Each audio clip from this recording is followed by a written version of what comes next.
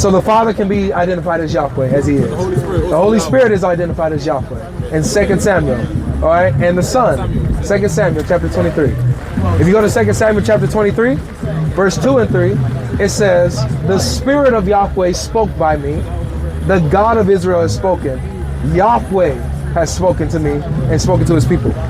I paraphrased it, but let's just go get it so I can get word for word.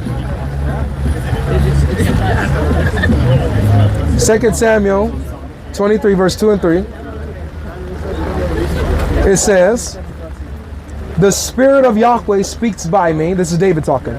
The Spirit of Yahweh speaks by me.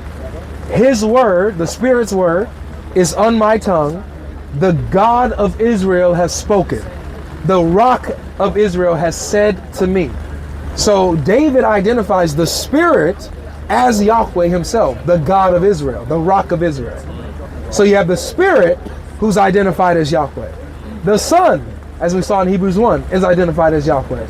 And obviously the Father is identified as Yahweh. So, yes sir, yes sir.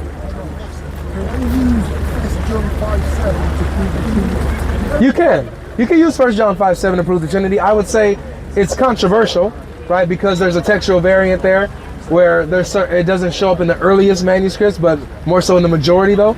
So if you're using that, just be aware that somebody will bring that up like, oh, 1 John 5:7 is not in the earlier manuscripts. So, but we don't need 1 John 5:7 for a Trinity. We got Matthew 28:19. Go baptize them in the name singular of the Father, Son, and Holy Spirit. And we got other verses. Isaiah 48:16. Yahweh has sent me. This is Yahweh speaking. God is speaking. Yahweh has sent me and his Spirit. So you got Yahweh being sent by Yahweh. That's 2. And his Spirit. That's 3. So we don't need 1 John 5:7 to conclude the Trinity.